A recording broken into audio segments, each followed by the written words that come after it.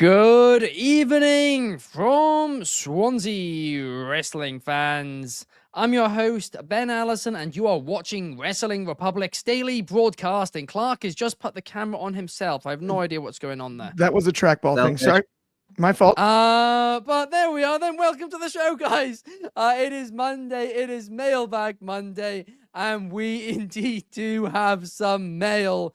You guys have sent in some great questions. We're going to get into them. And as you just saw a minute ago, joining me here today, let's kick things off with Mr. CT on a Monday morning over in California. How are you today, Clark? I am so sorry about that, Ben. That is the funniest thing. It's happened to me like 5 times total where I've accidentally made a full camera cut because the button is clicked on the trackpad and I happened to roll over the little thing in the corner of my screen from a production standpoint. But I'm stoked to be here. It's November 18th. Happy November, everybody. Somehow it's the 11th month of 2024. Go figure on that. I'm stoked to get into Mailbag Monday. We've got mail. Let's talk about it. Sorry about that. We absolutely do. Well, before you attempt another hostile takeover, Clark, we got a couple of comments here. We got Bobby Petito. Shout out to you, Bobby. And we also have Shard in the comments as well. But also joining us today, we have Soul. How are you, Soul? Hey, lads. Good as always. Good to see Clark go into business for himself. I mean, it's crazy times here indeed. But nonetheless, it's a fun evening. We've got multiple questions. We've sifted through the pile of many, many questions. We have our selections, so we'll get into our selections and have a good discussion. But, there'll be some ad breaks, unlike, people have been thinking, oh, this next topic, there's no ad breaks. Well, sorry, there are ad breaks. Like in this daily, ad breaks are a part of life. So, I mean, we'll get into it, I think, Allison, right? Absolutely. Ad breaks, whether it's Raw on Netflix or the daily, there's ads. There will always be ads in everything in life. That is just something which people in the Instagram wrestling community, when they talk about Raw on Netflix, can't seem to get their heads around. Yes, there will be ads, but what there will also be is Travis Scott, because it has been announced today that Travis Scott will be appearing on the debut episode of Raw on Netflix. He will be performing, and in addition to that, they have shown 3 graphics, right? And these 3 graphics have Cody Rhodes, Roman Reigns, and John Cena on them, which tells us a few things. 1, John Cena will presumably be there. Secondly, Cody Rhodes and Roman Reigns, who are SmackDown talent, will be there. And everyone was confused. And then they announced a 4th graphic, and this 4th graphic was Bianca Belair. So they have announced John Cena and 3 SmackDown talents for the debut episode of Netflix on Raw.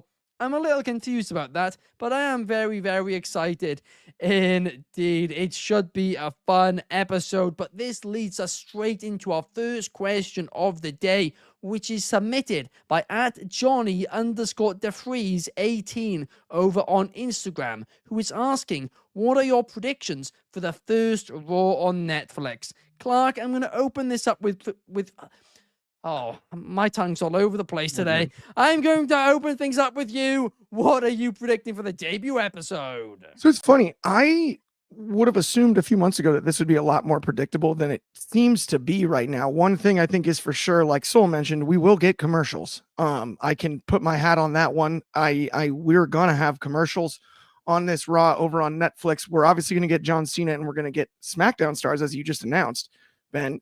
So, I mean, I look at that and all I can think is it's all hands on deck. This is a bigger deal to WWE than it even is to me right this second. And I understand that it's a huge deal, but it will be all hands on deck. We're going to see all of the major storylines advanced in one night because they're going to try to over deliver for such a huge debut. And I completely understand that from a business standpoint. So I think we might even see Roman Reigns appear. I think we might even see some of the Bloodline storyline being addressed on this Raw. And I think we'll end with a really high quality world title main event, but I don't know what that is involving Gunther yet. I do think that's how they end the show for the first Netflix. That makes the most sense. That might be my most explosive prediction. And I promise I'm not trying to cop out on this one. I just am not entirely sure because they've got to deliver. Yeah, they absolutely do. I mean, one thing which is quite interesting about it too, right, is the fact that, with, what am I saying? with the Netflix debut and all of that, we are in a situation where the week before we've got Saturday night's main event. So I can't even know. So it'll be, yeah, so there will be a Raw since then, but that will be the New Year's edition. So I'm not even sure if that will be a Raw. Maybe it'll be pre-recorded. I have no idea. But you would presume, to your point, there will be a world title match. But you'd also presume that the world title match would be at Saturday night's main event. That. Yeah. And that's where I'm throwing. That's why I don't have an opponent. And that's why I don't have an opponent. I almost have an easier time guessing the opponent for Saturday night's main event than I do for the Raw on Netflix. I feel like there's enough weeks left that something is going to happen where there's got to be a match with Gunther for that title that we look forward to. That just, logically speaking, that seems the most appropriate for this. And it's been a long time though. I'm actually not in any way complaining about this, or I'm like completely baffled. Not baffled, but I'm just like very unsure. It could be kind of anything. I think it's an all hands on deck situation, like you mentioned, especially with the advertising Cena and a bunch of SmackDown stars. Yeah. This is it. We are going to give you the best show we can, top to bottom. We don't care. And that's what that tells me, which is always interesting.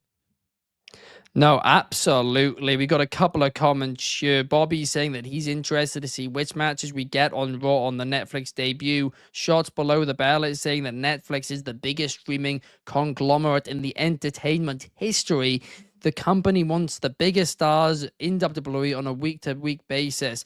And with that being said, should WWE end the brand split? We spoke about that on an episode last week if you want to check out the conversation in more detail. I don't think they should do that, and I don't think they will do that because it's bad for business. The fact is, when they went to Fox wanted the top stars, and they said to Fox, hey, no. We'll give you some of them, but also USA Network wants some too. If you end the brand split, the networks, the value of both shows will drop slightly because they're not exclusive rosters. And it's like, well, on which show will the big angles happen? And you get something like Dynamite and Collision, where it's very clearly one's the A show and one of them isn't. Whereas when they both have their own rosters, maybe one roster is a little bit more stacked right now, that's SmackDown. But even still, it feels, somewhat fair. Bobby Petito is saying, I'm interested to see who could have a match against Bron Breakker on the Raw Netflix debut. Absolutely. An Intercontinental title defense, I think we could definitely see happen. But Saul, what about you? Do you have any bold predictions for it? So the main reason why I think actually some SmackDown stars are going to be on it is you have to remember WWE outside of America, everything's going to be on Netflix. So what better way to get people to be like, hey, you've seen Raw. Now remember, Netflix, SmackDown Friday, you have SmackDown stars to lead into what SmackDown happens on Friday. So it's a continuation grab for viewers, I think, as well. Things that if I had the pen, what I would do is I would definitely make a title change happen. I would do like an all-star match, and I would just basically do a big showcase, maybe even like a number one's contenders for number one spot in the Royal Rumble or something like that, or number 30, because then you set up basically your first pay-per-view of the year, which will be on Netflix. You set up things and it goes down the line. Matches I would like to see personally, Roman Reigns, Cody Rhodes, and John Cena versus Solo Sikoa, Jacob Fatu, and Tonga Loa, or even Bronson Reed's, maybe, because he's always seemed to be with the Bloodline, so why not do that? Because I think that'd be a good way to get all the stars on it. People can see that and be like, oh, that's really cool. All the big stars are featured in a match with the Bloodline, which is a hot faction. I would also do CM Punk versus Gunther on the Raw debut, and I wouldn't have CM Punk win it. I would have somebody call CM Punk, which would then set up Punk in the Rumble and maybe set up his WrestleMania feud, maybe someone like Seth Rollins. But yeah, I'm personally feel like those are the things that should happen. Women's side, Liv Morgan should probably have an open challenge. Maybe it could be somebody called up from NXT. That way you also say, oh, hey, there's also NXT where this talent came from, so you can see where they go to. Talent-wise, I would do for that, maybe Stephanie Vaquer or Julia, just because they're so great talent. They don't really need to be in NXT when the main roster really needs it itself. Nonetheless, that's my plans if I had the pen.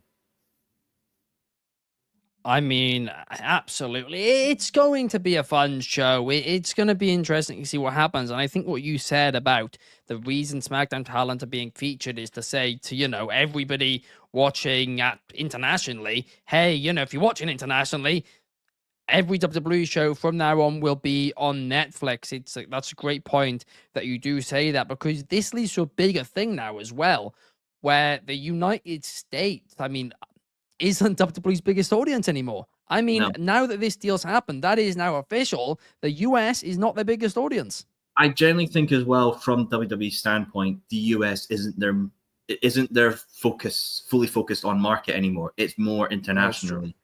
With obviously international PLEs, they've got international talent, and when you have an international viewer base, which is obviously more than your US one with Netflix, you would focus on that. You want to make sure you are a global entity, as one of the comments said. You have to focus on that. Whether something, obviously, AW, TNA, GCW, OVW, NWA, you will focus on the American branch. You can't go international all the time. But when you're someone like WWE, you can get that international grab immediately like that. So you have to focus upon that. And when you have the international talent, that's what you got to do. The one thing that I would ask, though, is it that the international market as a whole is larger than the U.S. market, or is there a particular market outside of the U.S. that has surpassed the U.S. as their focus? No, I would not say it's a particular market. I think in terms of if you had to pick one country, it's going to be America. But if you're putting, everybody else together, because it's pretty much every country outside of America all on Netflix now. And I think that's something like 85% of Netflix subscribers international. It's you've got hundreds of millions who are going to be able to have access to it every single week. I mean, it's a game changer. It really, really is. This is good for WWE, no doubt about it. But it's going to be exciting. Shard has got a hell of a prediction, a wild prediction, a shot in the dark. He's saying, what about a returning Becky Lynch? She did an interview yesterday where she said she's not done. She didn't say if she's done in WWE or if she's going to go elsewhere, but she said she's not done in wrestling against Liv Morgan, a world championship match.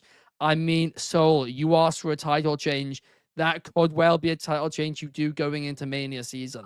I wouldn't have Becky beat Liv on the debut episode of Raw, because I feel like that harkens back too much to when Becky returned the last time and beat Bianca at SummerSlam. I'm no fan for this, and especially when they've built Rhea and Liv for so long.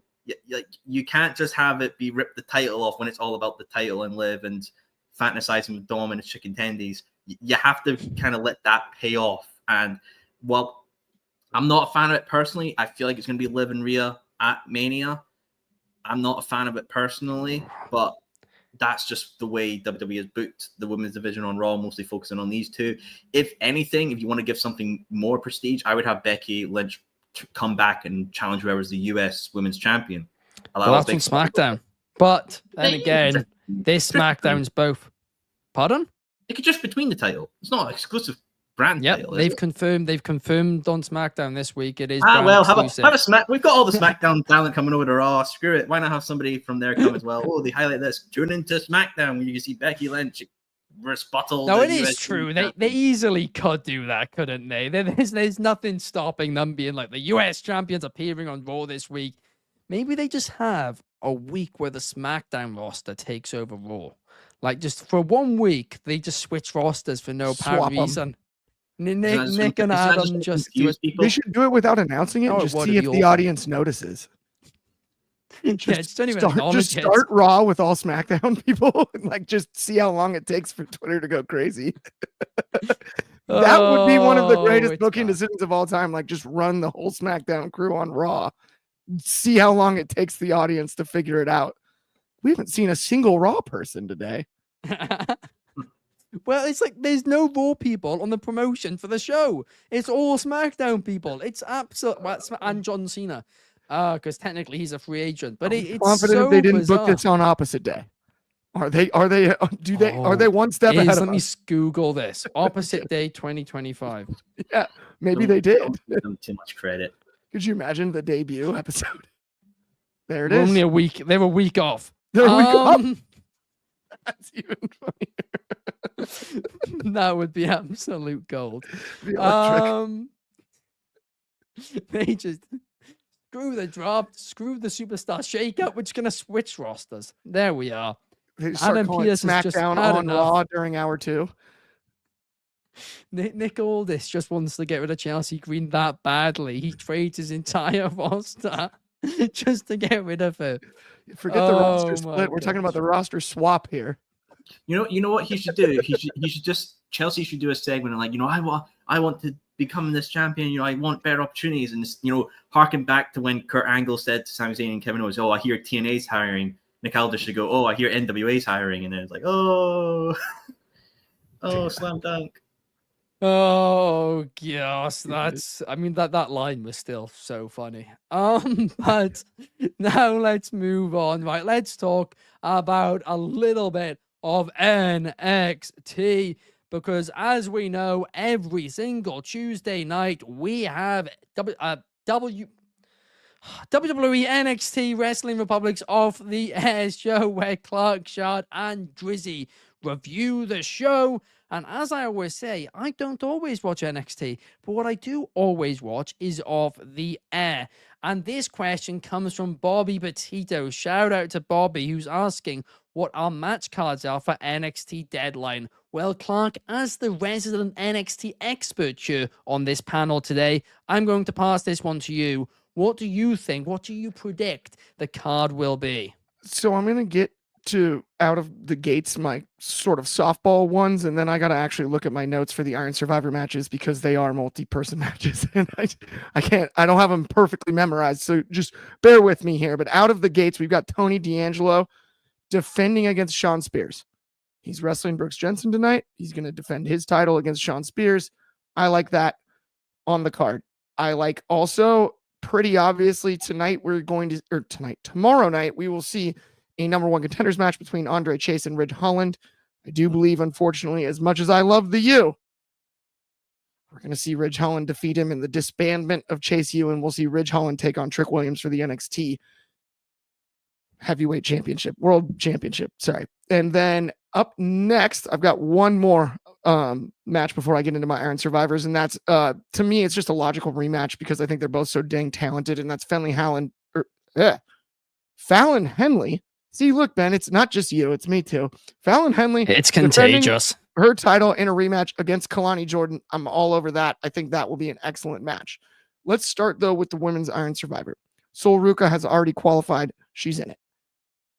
I've got Zarya qualifying tomorrow night against Ren Sinclair. I've got Stephanie Vauquer also qualifying against Jada Parker. I am going to add Julia to that mix too. And I think that the reason being, these three are such big signings, it's to avoid just the friendship thing. Now we can have an Iron Survivor match and see them wrestle each other, start to separate them as the single stars they really are. We've seen all three tag together in various scenarios since their debuts. It's time to insert them into the singles picture. For my fifth Iron Survivor challenger, though, I've got a little bit of a surprise to some, maybe not to others, but I think Cora Jade gets in this match, causes some drama amongst her and Roxanne, further drama than we've already seen. And I really like the idea of her rounding out this lineup. And it's a really, really, really good lineup of wrestlers when it comes to that one. For the men's side, this is more difficult. So Javon Evans is already in on the men's side, and we'll see a match with Nathan Frazier and Eddie Thorpe tomorrow. I actually think Eddie Thorpe gets the job done against Nathan Frazier. I don't think Fraxium's quite done yet. I don't know if Nathan Frazier, other than his sublime ability bell to bell, needs to be in this match for sure. I'm going to go. So I've got Frazier so far. I've got Frazier and Evans. And then from there, and this is where it gets really difficult for me, I'm going to put Wesley in this match, given what we've seen between him and Javon Evans. And I think Wesley makes a lot of sense as far as, him and Javon put on one of the best matches of the year on NXT TV earlier this week. From there, honestly, my other two are really difficult. I'm going to throw into the mix Brooks Jensen, even though he's got a match tonight. He doesn't have a qualifying match yet. I do think, given his story that it's been told and his mentorship from Sean Spears, the artist formerly known as Ty Dillinger, he works in this one. And then to round out my list, maybe honestly, this is where I'm really, really struggling. Maybe Obafemi, if the plan is for him to win the match, but I don't think it is. I don't think it's time for Oba to win the Iron Survivor match because that to me is a squash. So I'm going to go with, never mind. I changed my mind. I'm sticking with Obafemi. It's Obafemi. It's Obafemi. I could just see the wheel spinning in your head. I was between two names. I'm not even going to say the other because it'll just start a dumb discussion that we don't need to have. But I'll go with Obafemi, and that means Obafemi wins. No, I need to know. I can't. I'll tell you after the show. Okay, I'll tell you after the show. Mysterious. Well, because the other isn't on the NXT roster. It was more of like an idea to do something with somebody. Okay, that would turn into a separate conversation. Well, maybe it linked into a final topic. Who knows? But short bike actually can't be. Josh Alexander. I made that decision like an hour ago, and then as I was looking at the list in the middle of my turn to talk about it, I was like, "That's a dumb idea, Clark. What were you thinking there?" We've got shots below the belt asking who will win out of these three. Who will win NXT Gold first? Julia, Vicaire, or Zarya? So I think it's interesting. You've got pinfall victories by both Vicaire and Zarya over the current champion, and that's why my pick's Julia. I hope so. I'm rooting for Julia. I'm against Shard on that Julia. A lot of people. Well, Coach 23 is saying Lexus King. We need to see him in that match. I mean, that's a shout too. Maybe. Yeah, I know you're not a Lexus King guy, are you? You much preferred Brian Pillman Jr. You got Brooks Jensen playing the loose cannon on the other side of the brand, the same brand. It doesn't make any sense. And now there's William Regal involved too. It's very interesting. I will say. It's all getting dicey. But something else which is really, really interesting are the storylines at the minute over in Progress Wrestling. Now, if you guys aren't watching Progress, what are you doing? Because genuinely, it is like my favorite wrestling promotion at the minute. The product, it's absolutely fantastic. And it's a really good price for their streaming service too. And you don't only get Progress, you don't just get their live events and events on demand, but you also get Defy Wrestling, TNT Extreme Wrestling, and more, tons more promotions on there. It is a fantastic streaming service. It's got 1.2, 1.5, 1.75, 2 times speed. If you're like me and like having the speed changes, I mean, for me, that's a huge selling point. I don't know about you guys, but it genuinely is an awesome streaming service. I cannot recommend it enough.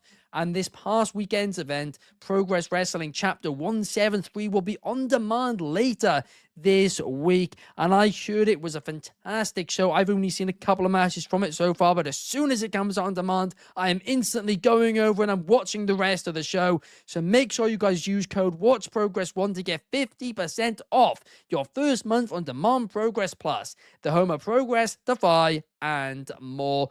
It is absolutely brilliant and I cannot recommend it enough. But now let's move on, and let's move on to talk about Santos Escobar, because we do have a question here. And this question, oh wow, I mean, I have absolutely no clue how to pronounce this name, so instead I am going to read it out.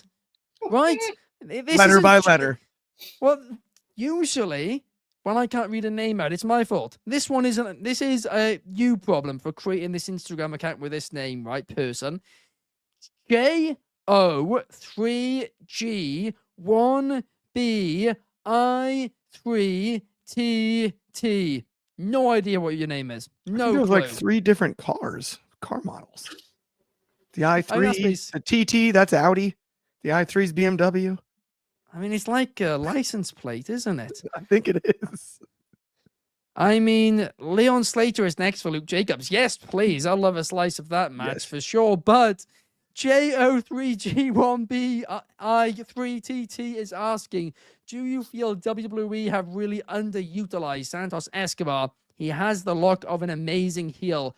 I 100% agree. I actually love what they're doing with Legado. I feel like on the main roster, they've actually done a fantastic job with them as a faction to make them feel legit, and there's so much talent in it. Here's the issue.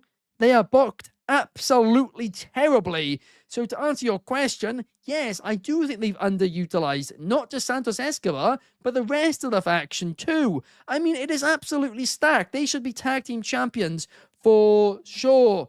But, Saul, what do you think? Are they underutilizing him? So Santos Escobar worked 63 matches last year in 2023, according to Cage Match. I want you lads to guess how many matches he's worked so far in 2024 at the time of recording. Guess. Give me some guesses, boys. Any guesses? I have absolutely no idea. Clark, I know you're a good man with a Californian brain. Any guesses? I think he's passed. He's gone. He's passed out. He's passed out. Toilet break. He's passed out. Right, cool. It's 31. So 31, okay. 31. It's a bit of it's like nearly half though. Half of his previous workload from the year. Obviously, the year's not finished, obviously, but we are in this, second last month of the year. I don't think he's really going to get a showcase, which is a shame. Santos is an interesting one. Obviously, he's a former multi-time CML champion, AAA champion, Legends of the Gods champion, which is a championship in Lucha Underground he won. He's a very respected luchador, but I think the problem with WWE and AEW and lesser extent TNA is that they'll put everybody in a faction because either they're Latino or whatever. They'll just put them all in the same factions. Like LWO, he was a part of. Then he broke off. Then there was that terrible match at WrestleMania this year with him and Carlito against Dragon Lee. Was it Andrade and Mysterio? Like, it was just a bad match. I really couldn't have cared for it. And it was fun, I thought. I wasn't a fan of it personally because I had no investment into LWO or Lingosmo del Fantasma. WWE's never really booked luchadors well since Mysterio because they're always compared to this is the next Rey Mysterio. Kalisto wasn't. Mystico, obviously Sin Cara wasn't. Grand Metalik wasn't. Who's the other one? There was Lucha House Party. Dragon Lee, he was brought in with a lot of buzz, did some cool stuff with NXT. Obviously, he dethroned Dom for the NXT North American Championship, then immediately dropped it back to Dom. Brought up, was within LWO, and now he's drifting again as well. So I don't think WWE have really booked luchadors well since Mysterio, which is like back in 2003, because obviously everybody just sees them as the next Rey Mysterio, and it's a bit of a hindrance to them. Obviously, I liked when Santos had the mask and everything like that, but obviously I get why he removed that because he gave him a new presence and a new identity within NXT that he brought to main roster. But I don't think the mid-card scene is really impressive in Raw, honestly. I think it's just so meh. But I mean, obviously Santos is SmackDown, isn't he? Or is he Raw? SmackDown, yeah, he is SmackDown, yeah. So, yeah. So I just think the mid-card scene is so flux. I don't think LA Knight has been as enjoyable as a US champion as I think people wanted him to be, because obviously his peak, his biggest, most popularity was obviously during the Roman Reigns feud. He lost that, then drifted for a bit. He feuded with Logan Paul, which was terrible. Then did the AJ Styles stuff at Mania, and it's you give him a cool custom strap, cool, but what else? He's like the merch guy. He's like the guy that's going to get all the memes and all that. And look, if people buy those LA Knight US titles that are probably $600 or $500, then cool. He's done his job. He's sold the merch and he's got people's money into TKO's pockets. That's the job in the end of the day. But I, as a fan personally, from my point of view, this is me, I'm not invested as LA Knight as US champion. I think he could be doing so much more. I think, all in all, I think he's on the wrong brand. He should be on Raw. He should be somebody that takes the belt off Gunther, because that's a good chase story there with him. And also LA Knight is talented, but obviously he's getting up there in age, so you can't waste time. You have to act on it. But for Santos, it's what do you do? Do you do a quick feud with Cody Rhodes on Saturday main event or something like that, just to have him built up? I don't know. It's tough to say, because obviously things are so flux right now with WWE when their main event scene is so stacked that the mid-card scene, while it's still stable, it's not to the caliber of the main event scene. So I don't have Twitter, so I don't know what Speed's like. I always just like to harp on Speed because it's funny to me. But does Speed have storylines, or is it literally just no? matches? It's just fast. Well, then why not have Santos be? Because Andrade's the speed champion right now. Why not have Yeah. that be like a cool thing you could do, and like he could be like a heel speed champion. Maybe have him little play into it on social media. He does little promos and all that, and just says that he's the fastest man alive or something like that, trying to be like Barry Allen. You could do some things with him, but I don't think in the mid card scene is specifically the place for him. Maybe down to NXT, or maybe have him do an excursion in TNA. Allow him to maybe even take the X Division Championship, and that could be a little fun play on that. Like, I just think SmackDown ain't the place for him right now. Yeah, I mean, I don't really disagree with you there, so I definitely agree with you on the luchador thing. They are just, like, WWE are useless at booking luchadors, and I hoped it would change under Triple H, but I've not been happy with the presentation of Dragon Lee at all so far, because he is absolutely incredible. In fact, I will go as far to say I think Dragon Lee is the best luchador, well, sorry, I should say the best masked wrestler since Rey Mysterio in terms of coming into WWE. So I'm Ray Phoenix. Sorry, Ray Phoenix he's not in WWE, is he? Oh yeah, but you said masked luchador. I said masked luchador who's come into WWE. Well, he might be. Dragon Lee's such a fascinating one because he is a very talented individual. Obviously, former Ring of Honor television champion. He's done stuff within CMLL. He had a showcase on AEW in a qualifying match for the Trios inaugural championship alongside Andrade and Rush. He is a very talented individual. And I think that's the fascinating thing with wrestling right now is you can identify people within companies and think maybe they should jump ship to somebody else where they can get a benefit. Ricky starts in AEW, Dragon Lee in WWE, maybe Speedball Mike Bailey. Don't know what he's doing in TNA right now. I think he could go somewhere else and thrive and be an absolute speedball. But like that's the joy of the thing with wrestling right now is there's an opportunity for people to go to other companies. There's always the caveat you have to wait for that, and how long will that time take? I think Dragon Lee would benefit more maybe in AEW. Well, we are actually about to get literally right into a topic about free agency. But before we do, I'm going to quickly run through these comments. Shots below the belt says WWE speed is truly awful. Bring back 205 Live to showcase these high-flying luchadors. I can't believe they got rid of it in the first place. Bobby Petito says, how about Santos Escobar does something in Pro Wrestling Noah? Absolutely. I Make Beats is saying Dragon Lee is a wasted talent. I fully agree with you. I agree. He's so talented, though. It's not his fault. That's what I would say to that, right? It's not his fault. He's not wasting his own talent. No. Yeah. That's what I'm saying, the right? The comment saying is WWE. No, I know. I just, for myself, I'm like, oh, it makes me so sad to think that because I'm such a big fan. But yeah, we are not having to go at you, Dragon Lee. We are big fans. Make sure you continue having that Red Bull and growing some wings. But now let's move on to the next topic. If you haven't seen that meme I posted on Instagram, nobody will get that. But let's now move on to talk about the future of Josh Alexander, because he revealed yesterday that he is no longer taking independent wrestling bookings. And this, well, I mean, the entire internet wrestling community is blown up. Does that mean he's leaving TNA? Does that mean he's now a free agent? Well, he jumped on that pretty quickly and said that he hasn't decided what's next for him yet, right? And we already do know, right? We know for a fact that he has said that he's going to explore free agency when his deal expires in February. That is all official. So the question is, come February, right? We know that he doesn't want to work independent wrestling dates anymore. So what should be the next move for him? Personally, I'm going to be honest, I don't think he'd fit in WWE. I think he's a little, I don't want to say too old, right? Because we've just seen them sign the Motor City Machine Guns and put the tag titles on them right away. But the difference is the tag team roster was just empty. Whereas the men's, I mean, we've spoke about it on the show today, the men's divisions in WWE right now are absolutely stacked. I do think there's a place for him, a main event place in NXT, but I don't think we'll see a call-up if he does go there. So I think if he does go to WWE, it'll be to be a performer in NXT for a few years and then a coach or something like that. And I don't think that's what he wants. I think he wants to be a big deal. So then you've also got to look at schedules, right? We know he wants to work a lesser schedule, so WWE probably wouldn't make any sense either. So I would genuinely say it does come down to AEW or signing a new deal with TNA, because I still think that's a possibility, right? TNA, despite what some people say, they do have some money. They don't have money that they can, compete with compete with AEW and WWE for everybody.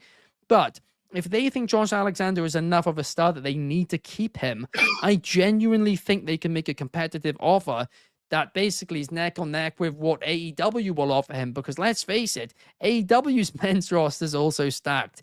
So if I'm being completely honest here, the more I talk about it, I think TNA, staying with TNA and having a big, big contract, I think is probably the ideal move if that does happen. Sol, what about you?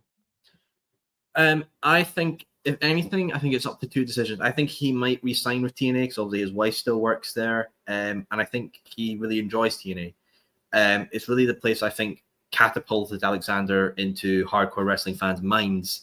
Obviously, the feud with Moose after he beat Christian Cage, then Moose cashed in an opportunity to get the championship, beat him for it, waving in front of his son and all that. Like that was a very, very big feud within TNA's history. Obviously, Impact at the time. He is the longest reigning Impact or / TNA world champion of all time as well. Obviously, ended due to injury. Multiple time tag team champion with Ethan Page in the North, X Division champion. He's a man who's done a lot. He's reinvented himself, obviously, with this turn. So, like, he is an accomplished man, and he's definitely, I would say, wholeheartedly, Josh Alexander is modern Kurt Angle for TNA. He is a man that you can rely on to put good matches. He's enjoyed by the fans. He is a workhorse. But I know, obviously, with the independent date thing, everybody thinks he's jumping ship. I don't think so. I think he's obviously just getting up there in age. He maybe want to dedicate himself to the one promotion, and that's fine. Now, obviously, people are going to be saying AEW. I wouldn't, right? What I would do with Josh Alexander is I would stick him primarily on Ring of Honor. Now, here's why. If Ring of Honor, we don't know what its status is. Obviously, it streams on Honor Club. If it does get a TV deal, you want something to be built around that. Jericho is a heel right now with the World Championship. So what I would do is I would have Josh Alexander and Chris Jericho feud for the title. Or you can even do what Ospreay's done with AEW. Have him go for a lesser belt, elevate that, and then eventually move into a world title picture or a feud. So I would absolutely love to see Josh Alexander in the pure scene. Like him with the pure title, I think would be like modern day Nigel McGuinness, a man who hones his craft, develops it. And, Ring of Honor does have a lot of belts. You could then replicate Ring of Honor United back in 2006. Nigel McGuinness versus Bryan Danielson in a unified match with the pure and the world title. Josh Alexander, the pure champion. Chris Jericho could be the world champion. You then play off that in the past, and you have Josh Alexander do what Nigel couldn't as the pure champion and defeat the world champion to unify the belts. That would take one less belt down in Ring of Honor. 2, it would be a very popular moment that could be done on replays and all that. And 3, it would elevate Josh Alexander as a real solid competitor. Now, if I had to, I wouldn't personally, I like the pure belt. I wouldn't get rid of it. I feel like it's a bit of a charm to Ring of Honor. I would do it with the world television because you have the women's television. You don't need too many television championships. That's just me personally, but I feel like they might want to play off that United thing within the past. So that's what I would do. So I think Josh Alexander, if he is going to jump ship anywhere, Ring of Honor would be the place for him. Do you know what, right? I think that's very unlikely just because of, I don't know, but I do actually like it now you've explained it. I really, really do. When you first said it, I was like, no, but actually, it would make a lot of sense and he would be needed there. And I think maybe there or TNA are the only two places he's needed. And if Ring of Honor has a TV deal, and we know Tony Khan has deep pockets if needed, so hey, maybe he could get more money and be a top guy in Ring of Honor. Maybe I could see that happening. That we got a few comments here. We have Bobby's because I will. The most recent one, because that's what I was going to say. Okay. I won't read that one. I make beats is saying Josh Alexander had 2 of my favorite matches this year against Ospreay and Takeshita. He is fantastic. I hope he goes to AEW, but either way, I wish him the best. Bobby says, how about him in New Japan? Unfortunately, he said he wants to cut down his schedule, so I don't think that's really on the cards. But Archie saying, I think Josh Alexander would have a pretty high ceiling in WWE, which is probably a hot take. I mean, fair enough. Shard is saying Josh Alexander stylistically is a match made in heaven in AEW. He fits the best wrestle mantra. 1000% he does. Here's the thing. So do the other, what I think is like 60 single stars they have now signed to AEW. It is just they got too many people that like if he's on TV, somebody else is gonna have to go off TV. That's how it works. You don't get more TV time unless you do what Saul says and send him a Ring of Honor. Although I do agree, Alexander versus Benjamin, Shelton Benjamin would indeed feed families. I agree with that. But Clark, take it away. What are you predicting? So genuinely, I loved what you said about the WWE part. I'm in agreement. I think NXT would be the right spot. And as a coach, if that were the case, hypothetically, right, only on paper. AEW, I think Soul broke it down perfectly. I was going to actually kind of, in my mind, that's where I was going with this, was Ring of Honor, but still appear occasionally on Dynamite or whatever because he's a huge signing. Returning to TNA makes a lot of sense to me, but let's not forget about his relationship with Scott D'Amore and Bobby Petito. Sorry, this is why I said not to show your comment. Maple Leaf Pro. He talked about ending the independent bookings and going into free agency. This is a spot where he goes to Maple Leaf Pro and takes on a larger role than just on screen. While he is on screen, he takes on a backstage role alongside his personal friend, Scott D'Amore. It still gives him the opportunity to probably sign a smaller deal with TNA maybe. And then he gets to work the way that he wants to work, which is tons of great matches. He can sort of have some hand in the booking scene. He can have his hand in the backstage scene and set up a future because, as you did mention, he's 37 years old. He's got plenty of miles left.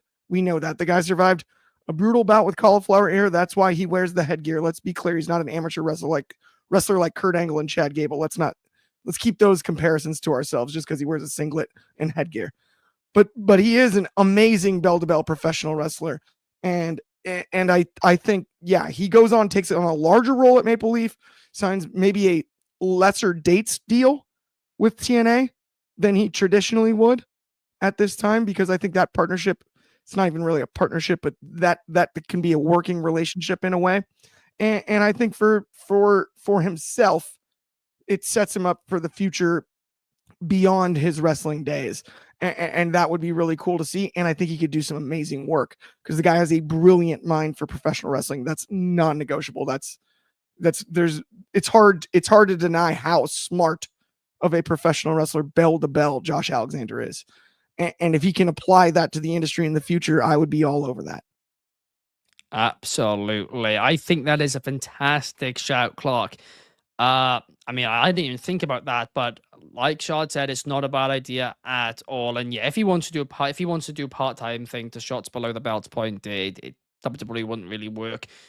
I make beats is saying, to be fair, that's why Kenny said he was going to New Japan instead, because he doesn't want to take anyone's position. I mean, I understand Kenny Omega's position, and I love him in New Japan, so I'm not complaining.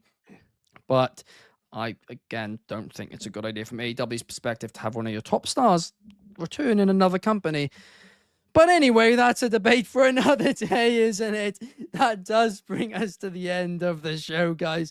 Thank you to Clark. Thank you to Soul. And we will see you guys same place, same time tomorrow to talk a little bit about Monday Night Raw. So we will see you guys then.